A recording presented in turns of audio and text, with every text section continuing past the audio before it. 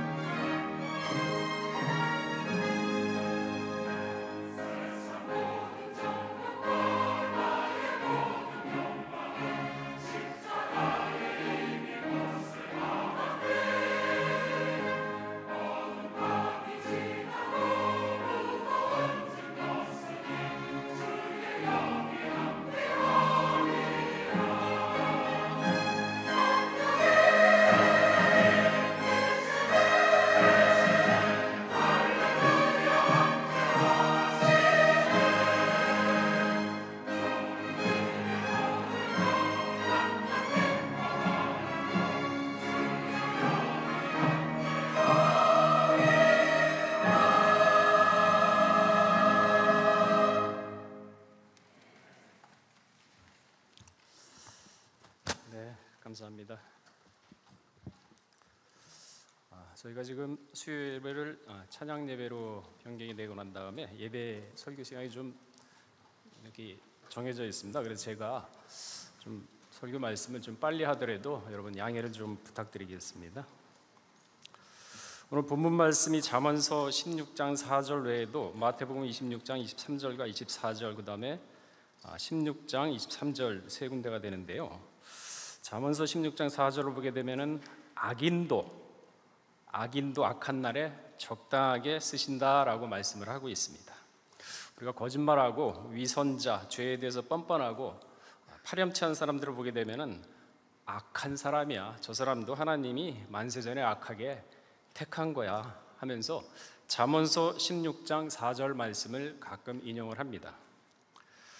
그렇다면은 하나님이 만세전에 악인을 미리 정해놓고 네가 때가 되면은 악한 일을 할 때가 되면은 네 직무를 다하라, 그렇게 하셨을까요? 그렇다면 악인은 하나님이 맡겨주신 악한 사명을 다했기 때문에 나중에 그 나라에 가서 하나님한테 상을 달라 그러지 않을까요? 왜? 하나님이 맡긴 사명을 다했으니까, 악한 일을. 오늘 저녁 이 시간에는요, 성경 말씀과 구속사 시리즈 책을 통해서 이 의미에 대해서 한번 상고하도록 하겠습니다. 먼저 창세기 4장 7절에 보게 되면요, 가인에 대해서 기록을 하고 있습니다. 내가 선을 행하면 어찌 낯을 들지 못하겠느냐, 선을 행치 않으면 죄가 문에 엎드리느니라, 죄의 소원은 내게 있으나 너는 죄를 다스릴지니라 하면서 가인에게 분명히 얘기를 하죠. 우리가 가인을 얘기할 때 최초의 살인자, 자기 동생 아벨 의인을 죽인 아주 잔인한 자라고 규정을 하고 있습니다. 그러면서 가인에 대해서 우리가 상당히 많은 부정적인 시각을 가지고 있죠. 그렇다면 가인은 처음부터 하나님이 악인으로 정해놓으셨나요? 그 사명을 감당을 하라고 하나님이 그 가인을 갖다가 만세전에 택하신 건가요? 아닙니다. 결론적으로 말씀을 드리면은 가인은 하나님이 주신 3번의 기회를 놓치고 스스로 악인이 된 것입니다. 가인은 첫 번째 기회를 놓쳤죠. 창세기 4장 7절에 보게 되면은 죄가 문에 엎드리느니라, 죄의 소원은 내게 있으니 너는 죄를 다스리라 그랬습니다. 그러니까 죄가 가인을 지금 소원하고 있어요. 그러면서 가인을 지금 넘어뜨리려고 죄가 문 앞에 있습니다. 그러면서 하나님이 뭐라 그랬냐면은, 야, 죄가 지금 문 앞에 있으니까 너는 죄를 다스려라. 이 첫 번째 기회를 가인은 대수롭게 여기고 그냥 넘겨버리고 말았습니다. 잠언서 4장 23절에 보면 그 말씀이 있죠. 무릇 지킬 만한 것보다 더욱 내 마음을 지켜라.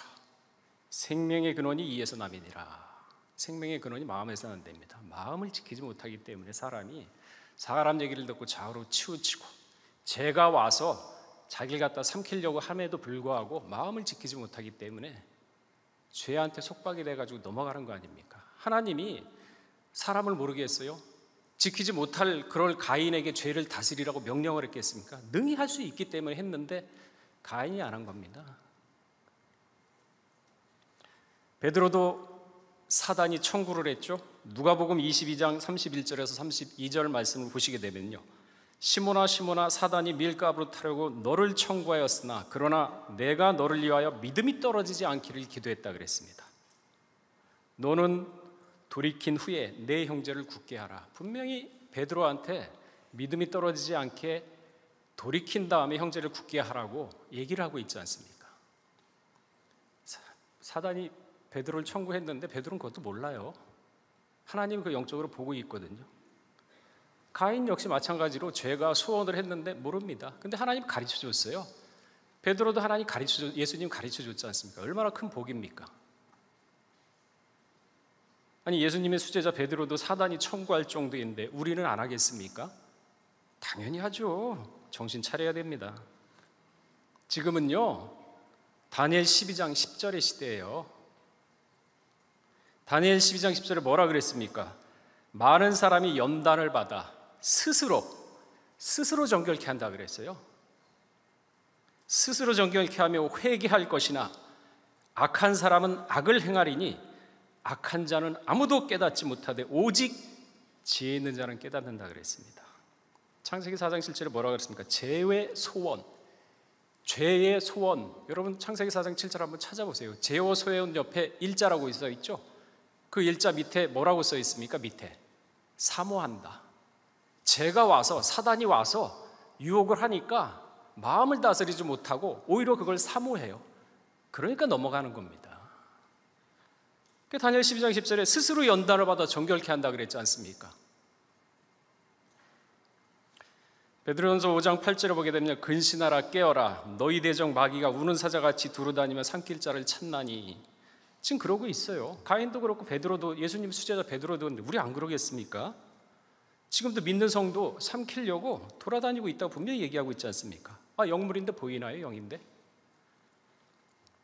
왜? 믿지 않는 자는 이미 자기 하승이 됐기 때문에 사단이 관심도 안 듭니다. 믿는 자, 잘 믿으려고 하는 자, 그런 자를 사단이 가만 놔두겠습니까?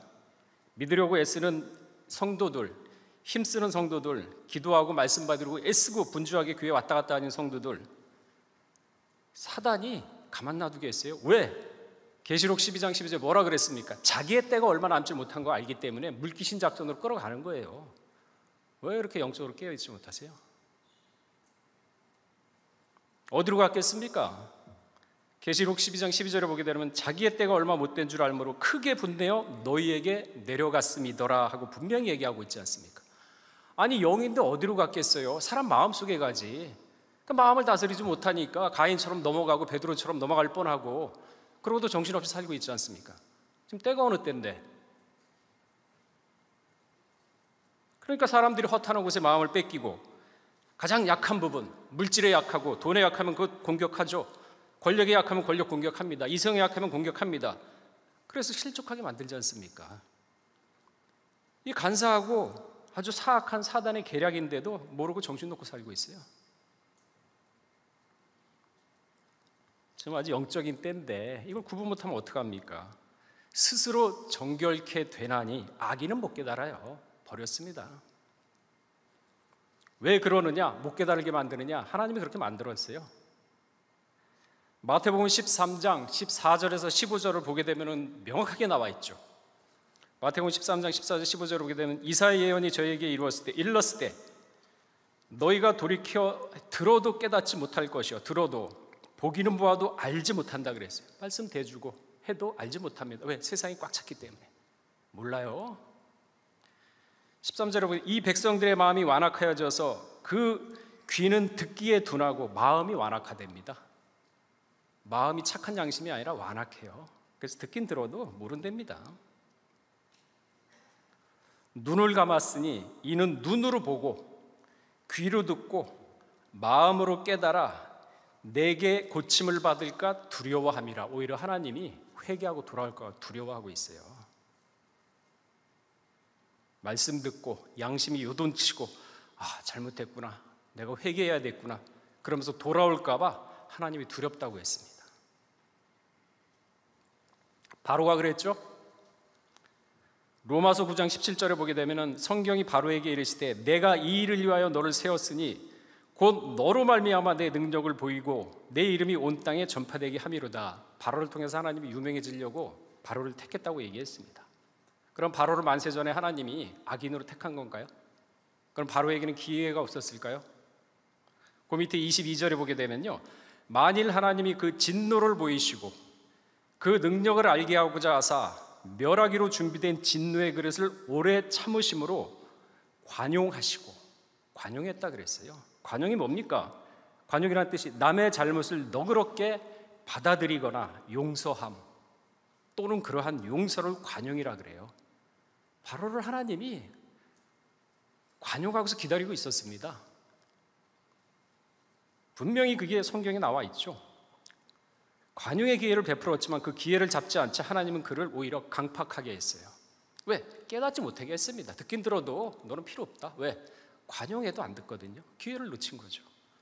출애굽기 10장 3절에 뭐라 그랬습니까? 모세와 아론이 바로에게 들어가서 그에게 이르시되 히브리 사람의 하나님 여호와께서 말씀하시기를 내가 어느 때까지 내 앞에 겸비치 아니하겠느냐. 분명히 겸비하라고 얘기를 했거든요. 겸비할 수 있는 기회가 있었어요. 바로에게. 겸비했나요? 안 했죠. 그럼 바로를 만세 전에 하나님이 악하게 택했나요? 안 했습니다. 겸비라는 기회를 주셨지만은 안 했어요. 출애굽기 10장 7절에도 보게 되면요, 바로의 신하들이 그에게 구하되 어느 때까지 이 사람이 우리의 함정이 되리이까 그 사람을 보내어 그 하나님 여호와를 섬기게 하소서. 왕은 아직도 애굽이 망한 줄을 알지 못한. 신하들이 와가지고 고백을 해요. 나라 망했으니까 빨리 보내시라고. 기회가 없었나요? 안 들었죠. 뭘 악인을 정합니까? 만세 전에. 그러면 하나님 마지막 때 너 잘했다고 상주하죠. 자기가 간 거예요, 악한 길을. 그리고 8절에 보면은 순간 바로가 마음을 돌이킵니다. 출애굽기 10장 8절에 보면은 모세와 아론을 바로에게 다시 내려오니 바로가 그에게 이르되 가서 너희 하나님 여호와를 섬기라. 갈 자가 누구로? 마음이 약간 돌아왔어요. 순간으로. 그때 돌아갔으면 괜찮았죠. 근데 결국은 안 돌려보냈습니다. 그러니까 하나님이 더욱더 강팍하게 했죠. 왜? 하나님의 이름을 널리 알리기 위해서. 여러분, 인류 역사상 하나님이 인류 역사 속에 드러난 것은 10대 재앙밖에 없어요.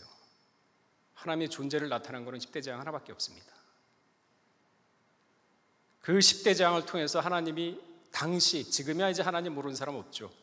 당시에 하나님이 전지전능한 하나님이 존재하시는구나, 이걸 알았던 거예요. 그래서 그 소문이 어디까지 났느냐, 출애굽기 18장 1절에 보게 되면요, 모세의 장인 이드로가 나오죠. 광야에서 모세를 만났습니다. 그러면서 모세에게 이드로가 뭐라 그럽니까? 하나님이 애굽에서 한 모든 기적을 내가 들었다. 하나님이 당신을 인간 역사에, 지금처럼 인터넷이 없잖아요, TV가 없잖아요, 드러내기 위해서 바로를 들어 쓴 건데, 바로에게 기회를 줬지만 그 기회를 바로가 스스로 차버린 겁니다. 기생나합도 분명히 얘기를 하죠. 여호수아 2장 10절에 보게 되면 너희가 애굽에서 나올 때 여호와께서 너희 앞에서 홍해물을 마르게 하신 것과 너희가 요단 저편에 있는 아모리 왕의 두 왕 시온과 오게게 행한 일, 곧 그들을 전멸시킨 일을 우리가 들었다 그랬어요. 바로를 택한 게 바로 이겁니다. 그래서 기생나합이 그 소문을 듣고 구원을 받은 사람이에요. 만세전에 택한 사람이죠. 바로는 하나님이 주신 기회를 완전히 잃어버렸습니다. 그렇기 때문에 하나님은 그 사람의 마음을 더욱더 강팍하게 하게 해서 하나님을 드러내신 거죠. 자, 다시 돌아와서 가인은 두 번째 기회도 잃어버렸죠. 창세기 4장 9절에 보게 되면 여호와께서 가인에게 이르시되 내 아우 아벨이 어디 있느냐 분명히 물었죠. 그가 가로되 내가 알지 못하나이다. 내가 아우를 지키는 자이까? 동생 아우리 어디 있냐고 물었는데 가인은 거짓말했어요. 거짓말. 내가 아우를 지키는 자가 아니다. 뻔뻔하게 거짓말을 하죠. 하나님 두 번째 기회를 줬어요. 가인이 놓친 겁니다. 무슨 가인을 만세전에 악인을 정했습니까, 하나님이? 그러면 나중에 가인이 상 달라고 하나님한테 백보자 앞에서 얘기해야죠. 돌이킬 수 없는 기회 두 번째 놓쳤죠. 거짓말하는 자.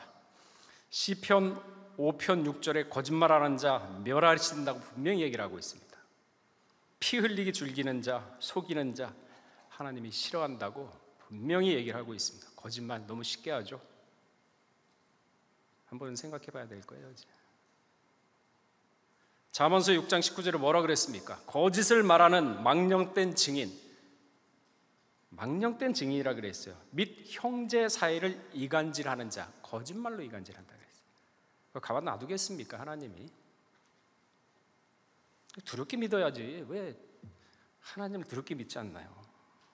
거짓말하는 자 반드시 그 위선과 간사함 그리고 그 뻔뻔함이 반드시 그 생활이나 그 모습에서 나타납니다. 가인이 그랬죠. 얼마나 뻔뻔합니까? 자기 친동생 아우를 돌로 형체를 알아볼 수 없을 정도로 잔인하게 살해하고 그로 인해서 자기 부모인 아담과 하하가 930년 동안 진짜 눈물의 고통 속에서 살게 만든 사람이 바로 가인이에요. 장남, 친아들이죠. 그런데도 가인은요, 창세기 4장 13절에서 14절을 보게 되면요, 뭐라고 얘기한 줄 아세요? 엄청 뻔뻔합니다.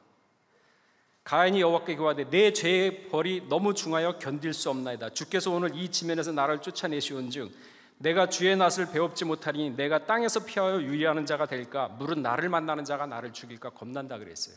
자기는 자기 동생, 자기 어머니의 아버지의 930년 동안 살 동안 가슴에 대못을 박아놓고 자기가 죽을까 봐 겁나가지고 하나님한테 자기 살려달라고 하는 이런 뻔뻔한 사람이 가인이에요. 양심에 화인 맞아서 그래요. 디모데전서 4장 2절에 그 말씀이 있죠. 자기 양심이 화인 맞아서 외식함으로 거짓말하는 자라고 분명히 얘기를 하고 있습니다. 화인, 노예에게 불 인두를 갖다가 쇠를 달궈서 불 인두를 지지는 게 화인이라고 얘기하죠. 그것의 속뜻은요, 마비시키다, 양심을 마비시키다. 여러분 살을 갖다 인두로 지져보세요. 그러면 그게 나중에 굳으면 신경이 다 죽어가지고 꼬집어도 안 아파요. 마비돼요. 양심에 화이 맞았다는 얘기는 마비되는 겁니다. 불쌍한 걸 보고 거짓말하는 걸 보면은 양심도 찔리질 않아요. 왜? 하나님이 그렇게 만들어버렸습니다. 왜? 교회부터 심판하거든요. 계시록 11장 1절부터 2절 보면 여러분 정신 차려요. 지금 때가 어느 때인데. 로마서 2장 15절 뭐라 그랬습니까? 이런 이들은 그 양심이 증거가 되어 그 생각들이 서로 혹은 송사하며 혹은 번명하며 그 마음에 새긴 율법의 행위를 나타내. 여러분, 양심이요 하나님의 말씀을 지키게 합니다. 서로 송사하고, 분명히 로마서 2장 15절에 그 말씀 나와 있잖아요. 율법의 행위를 나타낸다 얘기하고 있지 않습니까? 그 양심이 화인 맞았어요. 구속사 시리즈 8권 292페이지에 보게 되면요, 우박의 재앙이 나오죠. 그런데 이 우박의 재앙은 바로 왕의 마음에 내렸다고 분명히 기록하고 있습니다. 그러면서 마음은 어떠한 곳인가 292페이지에 나와 있어요. 마음은요, 이해력과 통찰력, 이성 등을 조정하는 것이 바로 마음입니다. 근데 양심이 마비가 되었으니, 마음이 마비가 되었으니 이해력이 있습니까? 통찰력이 있습니까? 이성이 있습니까? 짐승처럼 사는 거죠. 마비된 겁니다. 그러니 멀리 보겠습니까? 베드로서 2장 10절에 14절 한번 읽어보겠습니다. 육체를 따라 더러운 정욕 가운데 행하여 주관한 일을 멸시하는 자들에게 특별히 형벌하실 줄 아느니라. 육체를 따라 더러운 정욕 가운데 행하는 자, 특별히 형벌, 특별한 형벌이에요. 이들은 담대하고 고집하여, 죄 짓는데 담대하면, 왜? 양심에 화인 맞았는데 뭐 거칠 게 뭐가 있습니까? 거짓말하고 뻔뻔한데 떨지 않고 영광 있는 자를 회방하느니라. 더 큰 힘과 능력을 가진 천사들이라도, 여러분, 천사가 우리보다 피조물이지만은 낫잖아요. 천사 한 명이 18만 5천을 갖다가 박살내지 않습니까? 천사라도 주 앞에서 저희를 거서 회방하는 송사 안 해요. 모세 시체했을 때 천사 중에 천사장이 미카엘인데 회방했나요? 하나님이 판단하기를 원하시노라. 우리 쉽게 판단하지 않습니까? 사람 정죄하고. 그 죄 어떻게 하려고 그래요? 그래서 12절에 보면, 그러나 이 사람들은 본래 잡혀 죽기 위하여 난 이성 없는 짐승이라 그래. 잡혀 죽기 위해서 난 짐승이에요. 그 알지 못하는 것을 회방하고, 말씀이나 아나요? 모르잖아요. 저희 멸망 가운데 멸망을 당하며 불의의 값으로 불의를 당하며 낮에 연락을 기쁘게 여기지 않는, 쾌락이에요. 연락을 기쁘게 하며 점과 흠이라. 깨끗한 옷에, 여자들 그 결혼할 때 입은 하얀 옷에 물방울 이렇게 검은 점 하나 떨어져 봐요. 얼마나 보기 싫습니까? 또 걸려가지고 찢어져 봐요. 그러면 얼마나 마음 상해. 점과 흠이라. 너희와 함께 연애할 때 저희 간상한 가운데 연락하며 음심이 가득한 눈을 가지고 범죄하기를 쉬지 않는다 그랬어요. 음남, 음심, 굳세지 못한 영혼들, 마음이 약한 영혼들이 있지 않습니까? 유혹하여 탐욕에 연단된 마음을 가진 자는, 그러니까 탐욕에 마음이 연단이 돼가지고 양심 없습니다. 죄져요. 그래서 이 자를 뭐라 그러냐? 저주의 자식이라고 분명히 얘기하고 있지 않습니까? 양심불량, 저주의 자식. 다시 돌아와서 하나님은 가인에게 세 번째 기회를 주시죠. 창세기 4장 10절에 가라사대 내가 무엇을 하였느냐? 내 아우의 핏소리가 땅에서부터 내게 호소하느니라. 땅에서 아벨의 핏소리가 들린다고 했습니다. 이 하나님이 지은 우주 만물은요, 죽은 게 없어요. 땅도 여러분 죽은 것 같죠? 거기다 씨 심어보세요. 납니다. 벼가 안 자라나요? 사과나무 심으면 땅이 안 자라나요? 살아있어요. 그 땅이 의인 아벨의 피를 받아가지고 의인의 피입니다 하고 땅이 호소를 해요. 우리는 못 듣잖아요. 하나님이 만든 창조물인데 왜 못 듣습니까? 그러니까 우리가 살아가면서 억울하게 다른 사람 피 흘리게 했다, 억울하게 했다, 그 피 반드시 하나님께 호소합니다. 생물학적인 피를 흘리는 것뿐만 아니라 남의 눈에 피눈물하게 하는 거, 억울하게 하는 거, 사기쳐가지고 그 사람 완전 공경에 빠뜨리고 풍지박살내는 거, 그거 반드시 심판받아요. 한 올이라도 못 갚으면 못 들어갑니다. 하나님은 반드시 그 피에 보응을 하시는 분이세요. 레위기 19장 9절에서 10절에 뭐라 그랬습니까? 너희 땅에 곡물을 벨 때 너는 밭 모퉁이까지 다 거두지 말고, 곡물을 베면은 이렇게 사각졌잖아요. 구탱이. 거기 거두지 말랍니다. 왜요? 하나님이 그렇게 하랬는데 왜 그랬을까요? 너희 떨어진 이삭도 줍지도 말며, 너희 포도원의 열매를 다 따지 말며, 너희 포도원에 떨어진 열매도 줍지 말고. 레위기 19장 9절에 10절 나오잖아요. 가나안 사람과 타국인을 얘기해요. 타국인은 나그네예요. 타국인이 와가지고 돈이 다 떨어졌어. 그래서 먹을 게 없어. 그러면 그 사람이 구석에 있는 거, 이삭 떨어진 거 주워 먹게끔 그 거두지 말라 그랬어요. 과부와 타국인과 고아를 생각하시는 하나님이 다른 사람에게 피눈물하게 나면 그 보복 안 하겠습니까?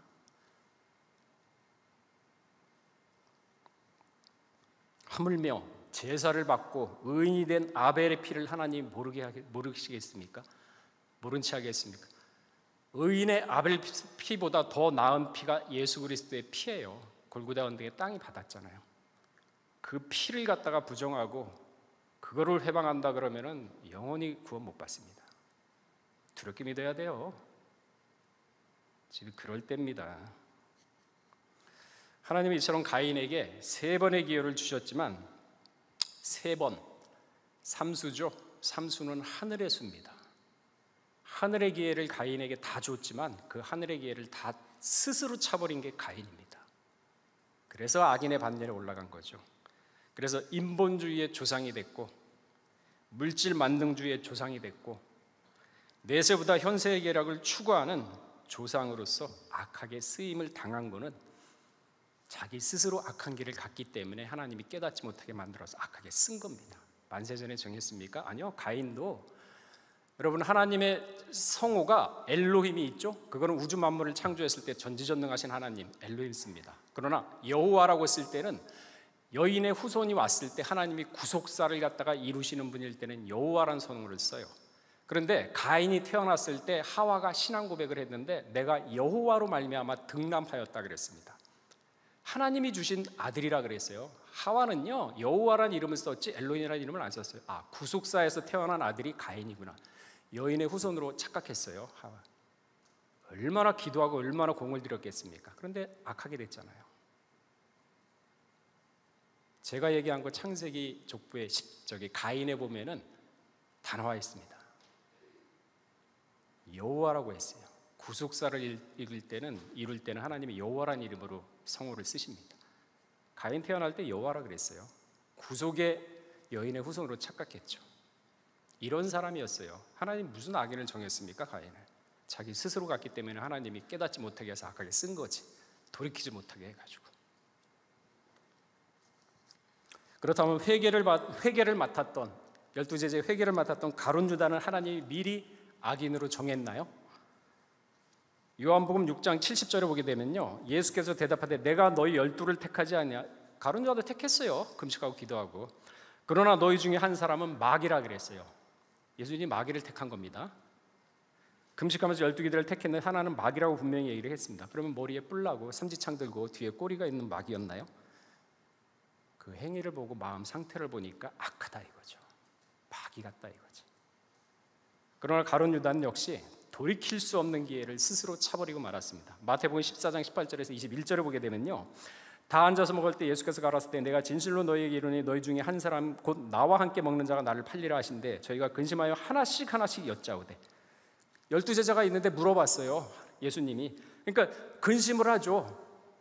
납니까? 예수님 납니까? 하나씩 여짜오되. 20절에 보면은 이르시되 12 중 하나 곧 나와 함께 그릇에 손을 넣는 자이라. 12명 다 들었습니다. 그릇에 손을 넣는 자가 나를 팔자라 그랬는데 인자의 21절에 보면 인자는 자기에게 기록된 대로 가거니와 인자를 파는 그 사람은 화가 있으리로다. 그 사람은 차라리 나지 않았으면 내게 좋을 뻔하였느니라. 다른 제자와 같이 들었는데 손을 넣었어요. 얼마나 양심. 여러분 그 얘기 듣고서 그런 상황이 있다면 손이 들어갈까요? 눈치를 보고 못 넣지. 가룟 유다 양심이 화인 맞은 거예요. 넣을 수 있겠어요? 3년 동안 동고동락해왔고, 그러니까 3년 동안 60만 따라다녔지 실질적으로 예수의 마음, 예수의 말씀 마음에 듣지도 않았어요. 예수 이름만 팔아먹었지. 먹고 배부른 까닭이라고 요한복음 6장 26절에 뭐라 그랬습니까? 내가 진실로 너희에게 이르니 너희가 나를 찾는 것은 표적을 본 까닭이 아니요 떡을 먹고 배부른 까닭이라. 요한복음 6장 26절. 어떻게 지금하고 똑같습니까? 하나님은 분명히 악한 자의 역할이 필요합니다. 구속사를 이루기 위해서는. 여자의 후손이 지구상에 오셔서 반드시 제물이 되어야 하는데 로마한테 팔 수는 없어요. 왜? 반드시 자기 백성, 자기 땅에서 이루어져야 합니다. 예루살렘 성에서 죽는다고 예언을 했기 때문에 하나님은요 미리 예언을 하시고 그 예언을 이루시는 분이지 이루어진 걸 가지고 말씀하시는 분이 아니세요. 그래서 고린도서 6장 1절 뭐라 그랬습니까? 하나님은 사람과 함께한다. 그러니까 여러분가 믿을 때는 같이 가지만 믿지 않을 때는 미디암처럼 7일 동안 늦어졌지 않습니까? 사람과 같이. 왜? 아담 너 사람이지? 네가 타락했으니까 이에는 이 눈에는 이 사람으로 회복해라. 그래서 예수가 육신에 대해서 오신 거거든요. 이에는 이 눈에는 이. 우리 명확하게 하셔야 돼요. 아직까지 젖이나 먹고 단단한 식물을 안 먹고 뭐 언제까지 그러겠습니까? 때가 때인데. 그러니까 분명히 유대인이 예수님을 팔아야 돼요. 그렇게 되면 유대인의 종교를 알아야죠. 문화를 알아야 되죠. 성경을 잘 알아야 되지 않습니까? 그 요한복음 18장 2절에 뭐라 그랬습니까? 예수께서 제자들과 가끔 모이시는 곳이므로 예수를 파는 유다도 그곳을 알더라. 왜? 잡으러 와야 되니까 그 시간 그때에. 하나님이 예정해 놓은 시간 그 시간 그때에 잡으러 와야 되니까 유다라는 사람이 필요했었죠. 팔아 넘겨야 되지 않습니까? 예수님 스스로 넘어갈 수 없잖아요.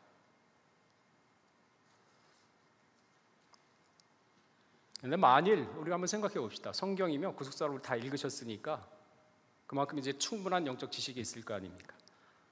말씀도 그만큼 많이 받았고 거의 50년 이상을. 보세요.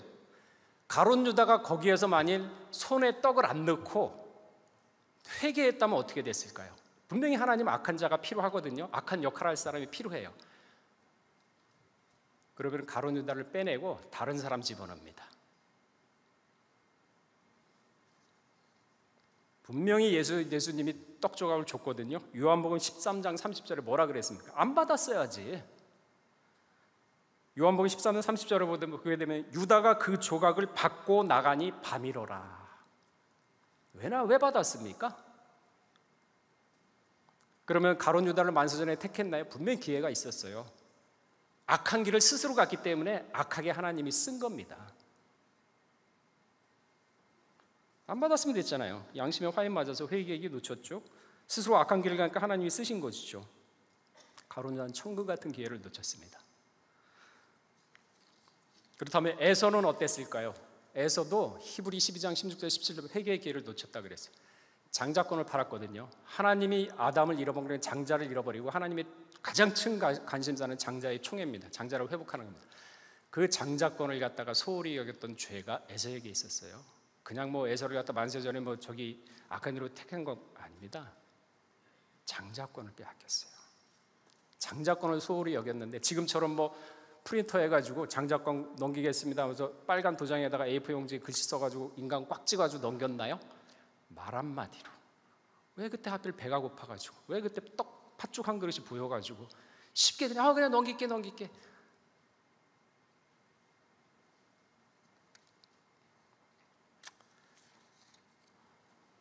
그래서 말 조심해야 돼요. 무슨 말을 하든지 그대로 심판받는다 그랬습니다. 에서가 그랬잖아요. 그 문서 찍어서 줬습니까? 말 한마디로 했는데 그게 그렇게 넘어갈지 어떻게 알았어요? 우리 너무 쉽게 믿어요. 더럽게 믿어야 되는데. 에베소 4장 27절에 뭐라 그랬습니까? 마귀로 틈을 타지 못하게 하라 그랬거든요. 1분 1초뿐만 아니라 순간이에요. 여러분도 어렸을 때 아들이나 딸이 자전거 사줘 하면 그때 막 기분 좋아가지고 그래 알았어 이렇게 대충 얘기했는데 나중에 그거 가지고 따지고 들어오잖아요. 순간이에요. 일례로 들은 거고 회사에서도 순간입니다. 보증 순간이에요. 그래서 정신 바짝 안 차리면 틈을 보이게 되면 이렇게 넘어가는데 제가 일례를 들은 거지 영적으로 마귀가 지금 무는 사자처럼 다니는데 안 넘어가겠습니까? 순간이에요. 그래서 마귀에게 틈을 보지 말라 분명히 얘기하고 있지 않습니까? 야고보 1장 19절은 뭐라 그랬습니까? 사람은 듣기는 속히 하고 말하기는 더디하고 성내기도 여러분 성 한번 내잖아요. 이성을 잃어요. 그러면 순간적으로 마귀가 틈을 탑니다. 그렇다면 우리 성도는 과연 이렇게 살고 있습니까? 창세기 족보 결론 부분인데 아브라함 분리의 신앙이죠. 마태복음 24장 21절로 오게 되면 이는 그때 큰 환난이 있겠습니다. 여러분 이 환난이 있는데 어느 정도냐? 창세로부터 지금까지 이런 환난이 없다 그랬어요. 이런 환난 후에도 없다 그랬습니다. 그러니까 신앙의 분리가 안 되면은 마지막에 전무후무한 환난 때 다 떨어집니다. 우주가 생긴 이래로 이런 환난이 온다고 분명히 얘기했는데 만일 제가 내일 옵니다 하고 얘기를 하면 여러분 제일 먼저 생각나는 게 뭡니까? 내 처, 내 아내, 내 남편, 내 자식 생각 안 나겠어요? 분리가 안 됐죠. 분리가 안 됐잖아요. 심각하게 생각해 보세요. 마태복음 16장 2절에 3절에 뭐라고 했습니까? 하늘이 붉으면 날이 좋겠다 하고 아침에 하늘이 붉고 흐리면 오늘은 날이 굳겠다 하니 청기는 구별할 줄 알면서 영적 시대는 구별 못하고 살고 있지 않습니까? 영의 눈을 뜨셔야죠. 지금이 어느 때입니까? 마가복음 13장 14절에 뭐라 그랬습니까? 멸망에 가증한 것이 서지 못할 것에 선 것을 보거든 읽는 자는 깨달을진저 그때 유대에 있는 자는 산으로 도망갈지라 그랬습니다. 이게 무슨 말인지 알아야 도망가죠. 모르거든요. 온갖 거짓과 위선으로 거룩한 곳 어디겠습니까? 그럴 때 어디로 가라고요? 산으로 가라 그랬어요. 진짜 산으로 가나요? 산은요 시간이 흘러도 항상 변함없는 그 자리입니다. 수천 년이 흘러도 산은 변함이 없어요. 시온선처럼 굳은 믿음을 가지고 믿음으로 장성하라 그 얘기거든요. 이런 걸 봤을 때 동조하지 말고. 그러니까 아비나 어미나 아들이나 딸을 나보다 더 사랑하는 자는 합당치 않다. 아브라함은요 75세에 부름받아가지고 이삭이 25세 때 제물 받아 50년 동안 하나님 믿지 못했습니다. 근데 그 양반은 아브라함은 믿고 나왔어요. 하나님을. 가족 다 버렸습니다. 그 나중에 이삭을 바칠 때 그때 하나님이 그 믿음이 이제 50년 동안 날라리였어요. 하나님 안 믿었습니다. 뭐라 그랬습니까? 아브라함이 이삭을 죽일 때 마음 상태가 사도행전에 나오죠. 내가 얘를 죽이면 하나님이 살릴 것이다. 100% 믿었기 때문에 하나님이 그 심령을 봤어요. 그래서 이제야 네가 나를 경외하는 줄 안다 그랬습니다. 아니 분리도 못했잖아요. 내일 망한다 그러면 처자식 생각하고 그럴 거 아닙니까? 가죠. 아브라함처럼 이삭도 분리하고 롯도 분리하고 이스마엘도 분리하고 고향도 분리하고 하는데 그럼 뭐 언제 할 거예요? 편안하다 안전하다 할 때 지금 하겠습니까? 아니면 그 나라 가가지고 늦었는데 어디서 하겠어요?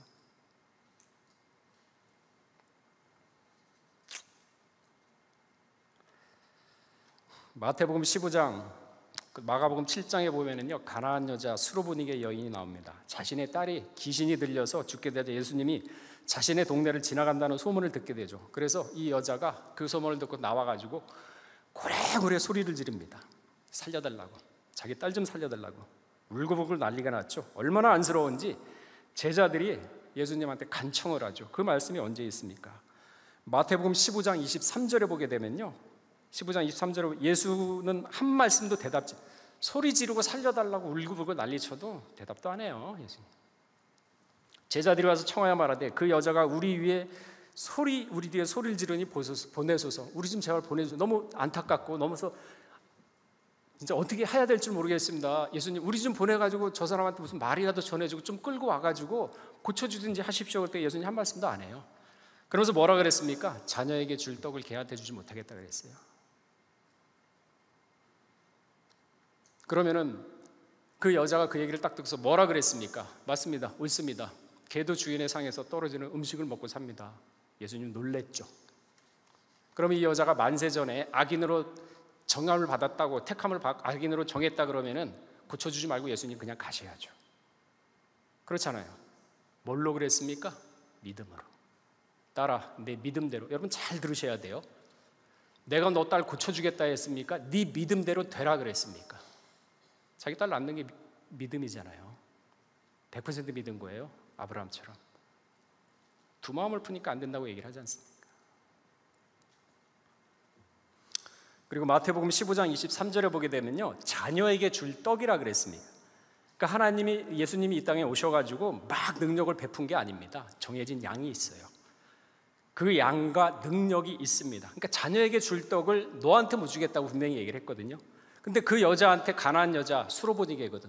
가나안 여자한테 줬다는 얘기는 그거 받을 다른 사람이 그만큼 자격이 안 됐기 때문에 떨어져 나갔다는 거죠. 이게 성경이에요. 마가복음 5장 30절 뭐라고 그랬습니까? 그 능력이 자기에 나간 줄 아시고 곧 스스로 아시고 무리에게 돌이켜 말씀하실 때 누가 내 옷을 예수님 능력 나가신 거 다 아세요.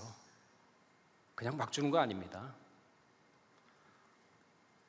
그러니까 가나안 여자는 구원 받는 대신 그 자리에 다른 사람이 빠져나간 거예요. 제대로 하셔야 돼요. 우리가 유구한 역사 속에서 세계 최초라고 말하면서 구속사의 사명을 말하지만 거기에 합당하지 못하면 버림받습니다. 그리고 한 번 버림받으면 회개할 기회를 놓지 못해요. 영원이라고 우리가 얘기를 하죠. 영원. 영원은 시간이 없다 그럽니다. 감이 안 와요, 영원 하면은. 근데 어느 분이 영원이라는 시간을 갖다 표현을 했는데 어떻게 하셨냐면은 1000년에 한 번씩 새가 날아옵니다. 그래가지고 여러분 주문짐이며 이렇게 동해안에 오면 해변에 모래가 많지 않습니까?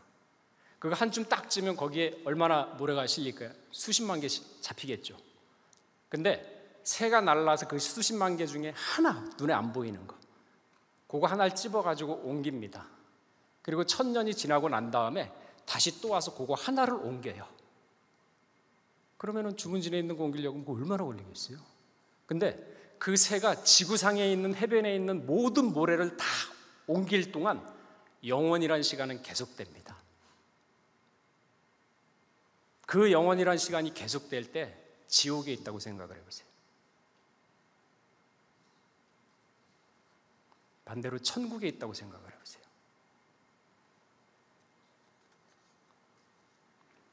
계시록 20장 13절에서 14절을 보게 되면요, 그 바다가 그 가운데서 죽은 자를 내어주고 또 사망과 음부도 그 가운데서 죽은 자를 내어주매 각 사람이 자기 행위대로 심판을 받고 사망과 음부도 불못에 넣은 주니 그것은 둘째 사망이라 그랬습니다.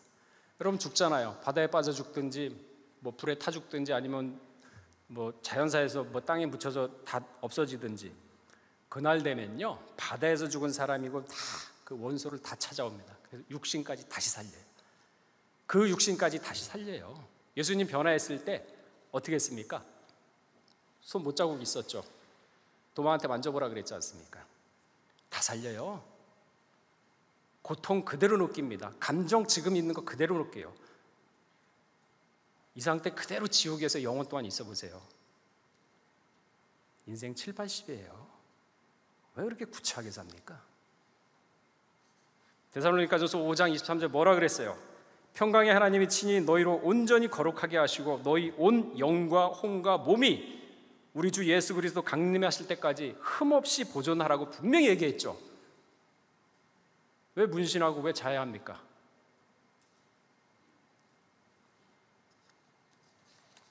애완견에 대해 똑바로 아셔야 돼요. 지금 뭐 애완견 뭐 죽으면은 장례, 여러분 우린 교인이고 성도예요. 성경 말씀에 입각해서 살아야 돼요. 전도서 3장 21절을 보게 되면요, 인생의 호는 위로 올라가고 짐승의 호는 아래로 내려간다 그랬어요. 왜? 창세기 2장 7절에 보면 하나님이 사람의 흙으로 만드시고 생기를 불어넣으니 생명이 된 자라 그랬습니다. 하나님의 영혼은, 사람의 영혼은 하나님의 숨결이에요. 그러니까 위로 올라가죠. 근데 짐승의 영혼은 뭐라 그랬습니까? 땅으로 내려가요. 근데 뭐 애완견 죽으면 장례 잘하고 난 다음에 하늘에서 만나보자, 악의 모양이라도 버리라 그랬어요. 왜 그렇게 삽니까? 성경 말씀 모르니까. 교육자들이 이런 거 안 가르쳐 주나요? 구역 예배 할 때, 교구 예배 할 때? 다 가르쳐 줄 거 아니에요. 마태복음 5장 30절 뭐라 그랬습니까? 너희의 말은 옳으면 옳다, 아니면 아니라. 이에 지나는 것은 악에서 쫓아난다 그랬어요. 내가 평강제일교회 목사인데 나는 유구한 역사 속에서 세계 최초의 말씀을 전파하는 그러한 사명감이 있다. 선택받은 사람이다. 나는 어떠한 짓을 해도 나는 죄가 없어. 나는 구원받을 거야. 왜? 선택받았기 때문에. 3,000명 중에 한 명하고도 안 바꾸고 선택받은 이기 때문에 나는 절대 지옥에 안 가. 맞는 말일까요? 예수님의 수제자 베드로도 당했는데. 요한복음 9장 39절에서 41절에 뭐라 그랬습니까? 바리새인 중에 예수와 함께 있던 자들이 이 말씀을 듣고 가로되 우리가 소경인가? 예수께서 뭐라 그랬습니까? 가라사대 너희가 소경이었다면 죄가 없으려니와 본다고 하고 안다고 하니까 너희 죄가 그대로 있느냐. 차라리 구속사 유구한 역사 속에 세계 최초로 그 말씀을 전하지 않았으면 죄가 없으려니와 너는 그걸 전하면서도 죄를 짓고 있지 않느냐. 야고보 3장 1절에 뭐라 그랬어요? 야고보 3장 1절에 보시면 내 형제들아 너희는 선생된 우리가 더 큰 심판받는 줄 알고 많이 작은 심판 아니에요. 제가 구속사 말씀을 전파한다고 껍죽대고 우구한 역사 속에서 이 말씀은 우리가 가지고 있는 평강제일교회 우리 사명이라고 얘기하면서 그 사명 감당 못하면요 작은 심판이라 큰 심판이라 그랬어요. 교만은 넘어짐의 앞잡이라 그랬습니다. 그래서 베드로전서 1장 17절 뭐라 그랬어요? 나고 내리고 있을 때 두려움으로 지내라. 인생 7, 80이에요. 시편 90편 10절 나와 있지 않습니까? 강건하면 80이다. 80인생에 그 새가 천년에 한 번씩 가는 그 영원한 시간이 지옥에 있다고 생각을 해보세요. 그런 말이 있습니다. 임재무구득, 임난무구면이라는 말이 있습니다. 사소한 재물이 눈앞에 탁 다가오면 구차하게 그걸 주머니에 넣겠다고 추잡하게 놀지 말고, 입만 묵으면 살다가 고난을 당하게 되면 이거 어떻게 할까 호들갑 떨면서 그 고난을 명하려고 하지 말고 부딪혀라.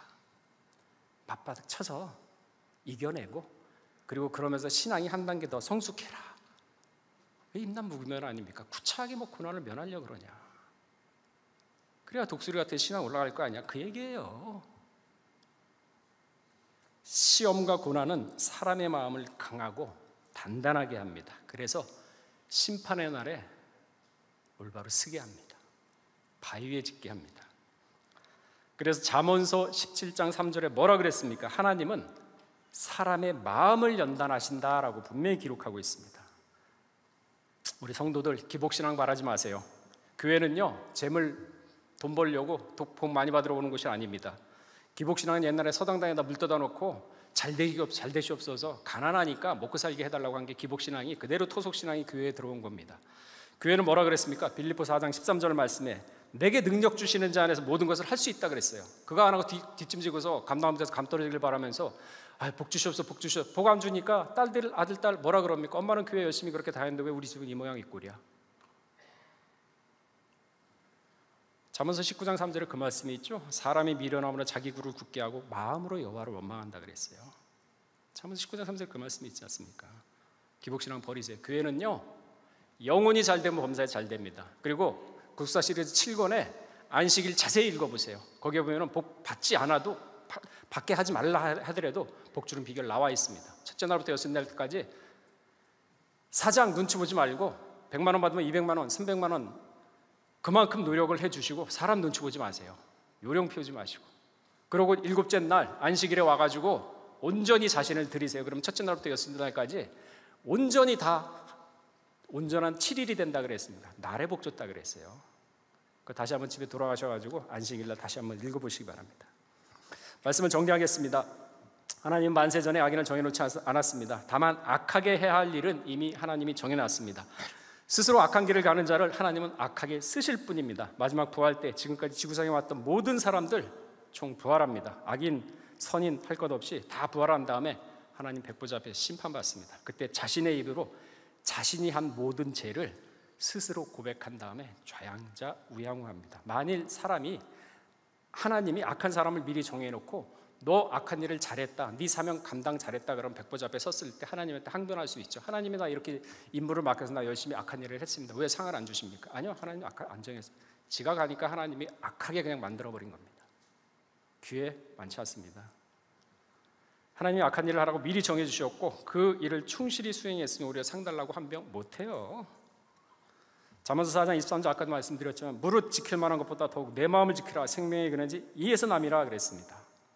디모데전서 6장 10절에 뭐라 그랬습니까? 돈을 사랑함이 일만항의 뿌리가 되나니 이것을 사모하는 자들이 미혹을 받아 믿음에서 떠나 많은 근심으로 자기를 미혹을 받아서 믿음을 떠났어요. 그리고 평생 살면서 근심으로 살아갑니다. 육신은 편할지 모르겠지만 바로 이게 지금 우리에게 경계를 하라 그럽니까? 여러분 아마겟돈 전쟁 언제 시작하는 줄 아세요? 셀주크 제국이 쇠퇴하면서 티르크족에서 갈라져 나온 오스만 공국의 후예가 곡과 마곡과 함께 선민을 칠 때라는 걸 염두를 해두시고요, 세계 역사를 유심히 살펴보시기 바랍니다. 아마겟돈 전쟁이 끝난과 바로 동시에 재림이 일어납니다. 지금 보물찾기 하다가 자 이제 그만하면 모든 것을 놓고 말씀으로 돌아올 때입니다. 영적인 시대를 잘 구분하세요. 담당 교육장님한테 성경권 가르쳐달라 그랬어요. 이런 거 왜? 다 훌륭하시잖아요. 그러니까 시대를 잘 구분하시고, 하나님은 절대 악인과 선인을 미리 구분하진 않았습니다. 선인도 자기가 갔기 때문에 선인으로 간 거고 악인도 자기가 갔기 때문에 하나님이 강팍하게 한 겁니다. 그러니까 우리가 세상을 살아갈 때 영적으로 깨어있고, 그리고 절대 여호수아 1장 7절 말씀처럼 좌우로 치우치지 말고 말씀을 마음 가운데도 모시면은 그 말씀대로 살면은 하는 일에 형통하다 그랬어요. 감나무에서 감 떨어지고 입 벌리고 있으면 형통한다 그러지 않았어요. 하는 일에 복을 준다 그랬어요. 미신처럼 믿지 마시고 오늘 하루도 이 말씀 다시 한번 상고하시면서 신앙을 정립하는 우리 평강교회 성도들 모두가 되시기를 주의 이름으로 축원하겠습니다. 다 같이 기도하겠습니다. 아버지 하나님, 하나님은 만세전에 악인을 택하고 선인을 택한 것이 아닙니다. 자기가 살아가면서 스스로 악인이 되고 그 악인이 됨으로 인해서 하나님이 그 마음을 더욱더 강팍해 하자 그 악인을 갖다가 악한 일에 쓴 것뿐이라는 사실을 오늘 다시 한번 깨달았습니다. 그렇기 때문에 우리가 악인도 선인도 내 앞에 항상 두 길이 있다는 사실을 유념해 두시고 절대 교만하지 않고 자만하지 않고 거짓말하지 않고 위선하지 않고 양심에 화인맞지 않고 오직 말씀만을 모시면서 양심대로 양심이 서로 상호 소통하면서 말씀으로 이끌어가는 그러한 신앙의 장성함을 이루는 평강의 성도 다 될 수 있도록 은혜를 더하여 주시옵소서. 남은 시간도 주의 시간입니다. 함께해 주실 것을 믿고 감사드리면서 예수 그리스도 받도록 감사함께 드렸사옵나이다. 다윗이 우리아의 아내를 범하고 난 다음에 선지자로부터 질책을 받았을 때 다윗은 진정으로 회개를 했습니다. 구속사 시리즈 3권에 나온 것처럼 회개는 먼저 그 이성으로서 죄를 인식하고 그 인식한 죄를 통해 자복함으로 말미암아 자복하고 회개함으로 그 이후에는 자신의 의지로서 두 번 다시 그러한 죄를 짓지 않겠다는 세 단계를 거쳤을 때 하나님께서 그 회개를 받고 다윗을 인정을 했습니다. 아버지 하나님, 이 평강제일교회 지금 힘들고 어려운 가운데 있습니다. 이 모든 것들은 장로나 권사들로부터 비롯해서 시작된 것이 아니오 목사들이 먼저 잘못했다는 회개의 마음을 허락하여 주시었고 잘못을 인식하고 통해 자복함으로 말미암아 다시 한번 교회를 혼란과 어지럽지 않겠다는 그러한 태초의 마음으로 돌아가는 개혁의 마음을 허락하시사 다시 한번 올바른 바탕 위에 서서 구속의 말씀이 전 세계로 전파되는 데 있어서 우리 평강의 목사님들이 그 사명을 감당하는 데 다시 우뚝 설 수 있도록 은혜를 허락하여 주시옵소서. 회개케 하여 주시옵소서. 목사들이 먼저 회개를 하고 잘못을 인정하고 교회를 바로 이끌어 나가는 영적 지도자로서 사명을 감당할 때 다시 한번 하나님께서 우뚝 들어서 쓰신다는 사실을 인식하고 목사님들이 태초의 말씀으로 돌아가는 은혜를 다시 한번 촉구를 합니다. 아버지 하나님, 평강제일교회 전 세계적으로 말씀을 전파하는 사명이 있습니다. 그 사명을 감당하지 못했을 때 반드시 이 촛대는 옮겨진다고 하였사오니 그 촛대가 옮겨지고 난 다음에 저희는 버림받고 그 어떠한 하나님으로부터 인정을 못 받는다는 두려움과 떨리는 마음을 허락하시사 마지막 사명을 감당할 수 있는 평강의 성도들 다 될 수 있도록 은혜를 더하여 주시옵소서. 우리 평강의 성도들 또한 한 명하고 3,000명하고 안 바꾼다 하였사오니 그 말씀에 걸맞도록 말씀에 정진하고 좌우로 치우치지 않고 오직 말씀으로서 전 세계적으로 말씀을 전파하는데 그 사명을 감당하는 성도들 또한 될 수 있도록 은혜를 더하여 주시옵소서. 평강교회가 다시 한번 개혁을 일으키고 다시 한번 우뚝 일어서서 사명을 다시 한번 쟁취하고 사명을 이뤄낼 수 있도록 아버지 하나님 굽어 살펴 주시옵소서. 사람의 힘으로 할 수 없습니다. 사람의 능으로 할 수 없습니다. 오직 하나님의 성령으로만 할 수 있사오니 저희의 기도를 들어주시옵고 저희를 버리지 마시옵고 저희들을 은혜로서 다시 한번 돌봐주시사 다시 한번 굽어 살피사 우뚝 설 수 있도록 은혜를 더하여 주시옵소서. 이 나라의 민족 아버지 하나님, 진실로 마지막 때 전 세계적으로 말씀을 전파하는 사명이 있습니다. 그러기 위해서는 나라가 강건하고 나라의 기틀이 튼튼해야겠습니다. 아버지 하나님, 윤석열 대통령을 허락하셨사오니 먼저는 윤석열 대통령에게 강인한 마음으로 허락하시사 좌우로 치우치지 않고 일희일비하지 않고 자신이 가졌던 생각, 자신이 가졌던 그러한 모든 계획들을 선하고 좋은 일로 쓰게 하여 주시옵고 그 일이 반드시 이루어져서 나라가 다시 한번 개혁되는 놀라운 역사가 있게 하여 주시옵소서. 평강의 성도들 지금 마지막 때를 살고 있습니다. 아버지 하나님, 그 마음 가운데 항상 하나님의 은혜가 떠나지 않도록 붙잡아 주시옵고 항상 어느 곳에 있든지 어떤 상황에 있든지 세상의 말씀에 세상의 말에 귀를 기울이고 마음을 뺏겨서 진리의 복음에서 떠나는 것이 아니라 오직 하나님의 말씀을 마음 가운데 모심으로 말미암아 좌우로 치우치지 않고 오직 선악을 분별해서 선을 취하고 악을 버리는, 그리하여 유다서 1장 20절 말씀처럼 거룩한 믿음에 자신을 건축해서 예수 그리스도의 장성한 분량까지 이르렀을 때 분명히 하나님께서는 그 수가 차면은 심판을 하신다고 하였습니다. 그 수에서 떨어지지 않고 온전히 붙어서 능히 환란을, 전무후무한 환란을 이겨내고 변화의 반열에서 하나도 나고자가 없는 평강의 성도들 다 될 수 있도록 은혜를 더하여 주시옵소서. 잠시 잠깐 경제적으로 힘들고 어렵다 하더라도 좌절하고 불평불만하는 것이 아니라 수로보니게 여인처럼 믿음이 100% 있다면 따라 내 믿음처럼 되리라 하는 것처럼 가지고 있는 믿음으로 말미암아 모든 남은 죄가 해결되고 그 선한 결과를 따먹는 우리 평강의 모든 성도들 될 수 있도록 은혜를 더하여 주시옵소서. 남은 시간도 주의 시간입니다. 함께 해주실 것을 믿고 감사드리면서 또한 아버지 하나님, 한 가지 간구할 것은 6대 교구 이월승 원사님 몸이 지금 굉장히 힘들고 병들어서 불편한 가운데 있습니다. 몸무게가 지금 15kg까지 감량된 상태에 있다고 합니다. 아버지 하나님, 검사 결과는 4월 30일 날 나온다고 하오나 현재까지 병명을 정확히 알지 못하고 있는 가운데 있습니다. 아버지 하나님, 먼저는 이월순 권사님에게 하늘의 평강을 허락하시사 그 마음이 좌로나우로 치우치지 않고 불안한 마음을 덜어주시사 하나님이 그 마음을 주관하심으로 말미암아 마음으로서 능히 육신의 병을 이긴다고 하였사오니 그러한 장성한 믿음의 분량으로서 능히 이기게 하여 주시옵고, 설사 그러한 믿음이 안 생긴다면 아버지 하나님 불쌍히 여겨주시고 굽어 살펴주시사 치료의 말씀을 허락하시사 선하고 좋고 빨리 나을 수 있는 그러한 건강의 은혜를 허락하여 주시옵소서. 우리 평강의 성도들 각 가정 힘들고 어렵습니다. 병든 가정이 있으면 아버지 말씀으로 직접 찾아가 주셔서 반드시 낫고 치료해 주시는 역사가 있게 하여 주시옵소서. 지금은 우리 주 예수 그리스도의 한없는 은혜와 아버지 하나님의 만극하신 사랑하심과 성령님의 내주 교통 위로 충만하심과 역사하심이 우리 평강의 각 성도 머리 위에와 가정과 직장과 사업체 위에 그리고 나라와 교회 위에 이제로부터 영원토록 함께 있을지어다. 아멘.